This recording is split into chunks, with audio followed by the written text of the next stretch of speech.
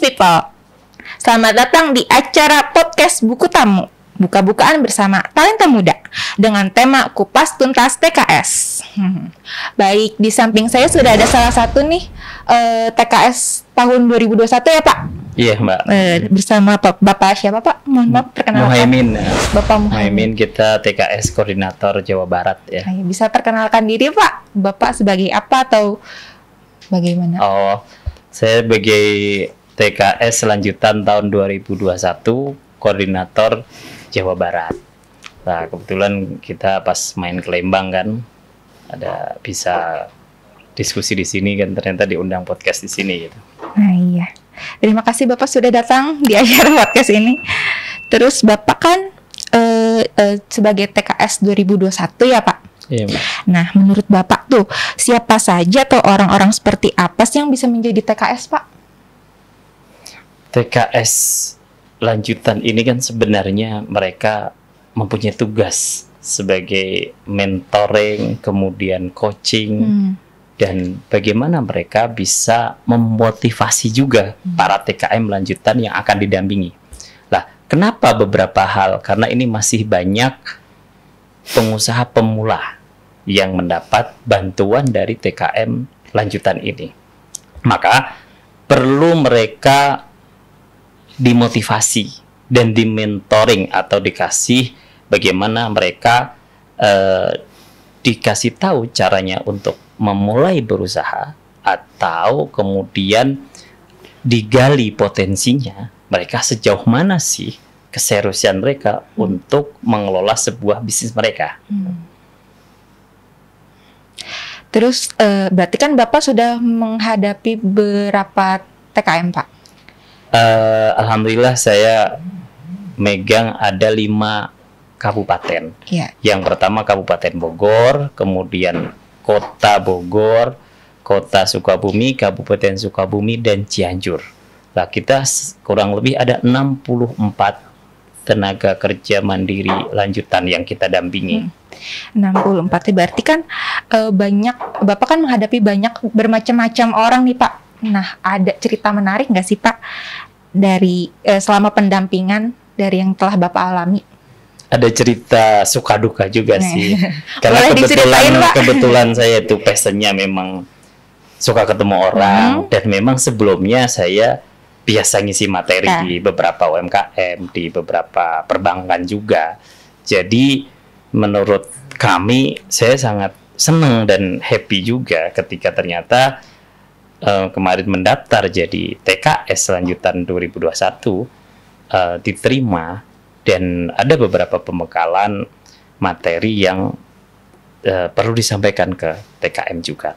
Lah, ada beberapa yang usahanya baru mulai, ada yang udah berjalan, dan yang udah besar juga udah banyak. Nah, ada suka dukanya, kadang mereka perjalanan jauh, ada yang paling jauh itu di daerah ujung genteng, pinggir laut itu kan udah di Kabupaten Sukabumi itu udah nggak ada mungkin langsung laut ya di sana ya. Kita perjalanan dari Bogor aja hampir 7 jam, 8 jam lebih. Dan itu kita harus nginep kan di sana kalau di kunjungan ke beberapa kota itu. Lah, itu kita sekalian bisa mendampingi mereka dan melihat usaha secara langsung. Mereka rata-rata kalau yang di ujung genteng itu mereka jual beli ikan laut. Jual beli ikan laut. Dan sekalian lobster.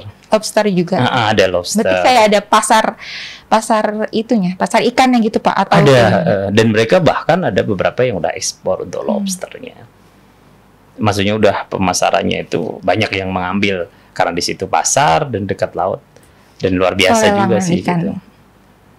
Tapi ada sedihnya juga ketika beberapa dicari alamatnya, ada yang agak susah ketika disamperin nggak ada, ya tapi bisa komunikasikan dengan beberapa karena kita setiap kabupaten akan kita ada koordinatornya kan gitu. Berarti sukanya tuh ketemu banyak pengalaman barunya, dan dukanya tuh kayak banyak ketemu alamat-alamat palsu gitu ya Pak? Ya belum ketemu sih, bukan alamat palsu juga sih. Karena mungkin parkirnya kita ketika bawa kendaraan itu agak susah juga kan gitu untuk mencapai tujuan itu. Jadi tapi ada kita kasih beberapa kayak gitu biasanya kita kumpulkan di salah satu tempat, langsung kita kasih pembekalan gitu. Oke. Terus kalau misalnya hikmah atau pelajaran apa sih yang Bapak dapatkan selama menjadi TKS, selama pendampingan TKM? Hikmahnya ya kami bisa bertemu dengan teman-teman TKS dari seluruh Indonesia, TKM dari yang luar biasa dari seluruh Indonesia, serta ada teman-teman dari Lembang yang dalam beberapa acara, karena kan rangkaiannya panjang nih ketika kita dampingin, ada business matching, ada beberapa hal yang perlu kita hadir bolak-balik kan waktu itu kita ke Bandung, dan itu banyak kita dapatkan beberapa materi. Sebenarnya materi-materi yang disampaikan di business matching dan pitching itu luar biasa, dan itu ketika dicari materi itu di luar sana mereka harus membayar gitu loh.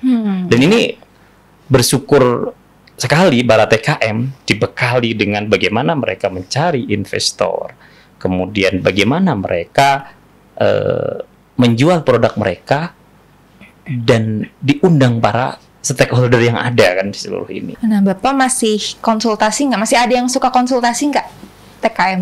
Ada beberapa hal, dan saya juga ada yang menarik. Saya juga beberapa kali beli produk dari TKM itu. Contoh ada beberapa yang mereka sukses jual beli kambing, anak kambing itu breeding kan ada penggemukan, ada breeding itu pengembang biakan ya. Dan saya juga kaget ternyata ada salah satu bisnis mereka itu jual kambing yang anakan kambing yang murah, biasanya buat sate gitu di bawah 1 juta itu. Saya berapa kali beli, dan sisi lain masih ada yang muda-muda yang jualan online. Sampai saya pun beberapa saya undang ke tempat saya.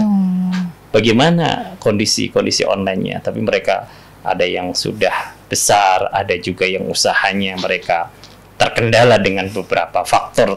Kemarin ada juga yang laporan yang dibelikan tanam, dia kan nanam ya, nanam petani organik, kena angin gitu. Itu laporan juga itu. Kebawa angin. Kebawa angin, jadi tempatnya apa itu tanaman itu kena angin yang besar, akhirnya pada roboh pas panen. Ada juga yang kayak gitu. Ada juga yang mereka alhamdulillah bersyukur ketika beli jualan online, beli sepatu itu kan per kodi ya. Lah 15 juta itu katanya dibelikan sepatu semuanya. Bahan sepatu, kebetulan dampingan kami itu daerah Bogor dan Ciamis itu banyak pengrajin sepatu.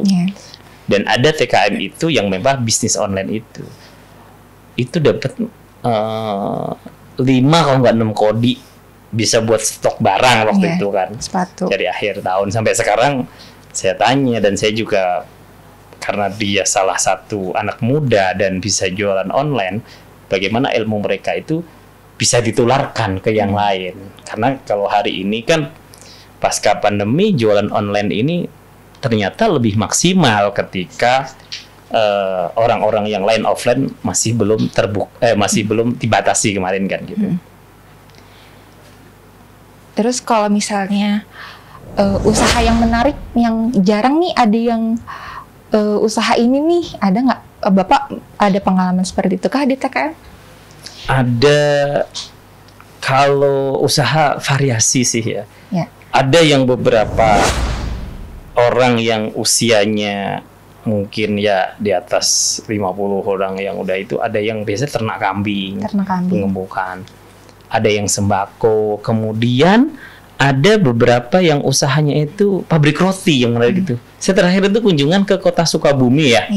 Saya lihatin mereka produksi rotinya itu lumayan banyak karena ini susulan, jadi mereka itu nggak bisa ikut business matching ya. Tapi setelah saya kunjungi ternyata produksi roti itu besar, dan suka beberapa acara itu beli ke dia gitu. Cuma perlu sentuhan beberapa hal. Saya sarankan kemasan kamu agak bagus, kemudian tempatnya juga agak dibersihkan, karena saya langsung turun ke produksinya mereka gitu loh. Dan memang produksinya udah berjalan, tapi ya itu ada beberapa yang harus diperbaiki. Terus kan Bapak berarti banyak menghadapi beberapa TKM kan Pak, dengan pengetahuan dan level yang berbeda-beda gitu. Bagaimana cara Bapak menyederhanakan informasi tersebut untuk sampai kepada TKM? Kami kadang bikin grup juga dan mereka lebih efektif ternyata kita coba pakai Zoom, pakai WA aja kadang. Jadi saya koordinasinya itu kadang per wilayah ya. Katakanlah wilayah ini Bogor gitu, yang ternak apa, diklasterisasi. Kalau ternak, kalau usaha yang katakanlah ada produk roti yang macam-macam kita jadiin satu. Kemudian ada kambing, ada sembako, ada percetakan juga. Dan bahkan saya kemarin baru banget, saya sekarang beli telepon gitu. Karena kebetulan saya juga ada usaha, saya pesen banner. Saya kirim, tolong langsung dikirim pakai Gojek. Ini ke TKM saya. Karena kebetulan punya percetakan yang lumayan juga ya, dekat pesantren dan dekat kampus gitu. Makanya saya begitu ada apa-apa, pesen bannernya ke dia, langsung WA diantarin. Kalau yang lain mungkin kita dikirim, baru langsung kita bayar dengan Gojek. Bahkan kita nggak ketemuan gitu, diantarin ke tempat usaha kami. Yang minggu kemarin saya pesen banner, ya lumayan juga lah nominalnya karena saya ganti di tempat usaha saya tuh banner kebetulan saya ganti semuanya. Masih ya beberapa masih ini, tapi ada juga kendalanya itu yang lost kontak. Lost kontak itu saya pernah kunjungan, usahanya ada tapi ternyata suruh bikin laporan nggak mau. Yang itu jadi padahal usahanya ya. Saya pernah lihat di dekat salah satu toko retail, ada Indomaret ya.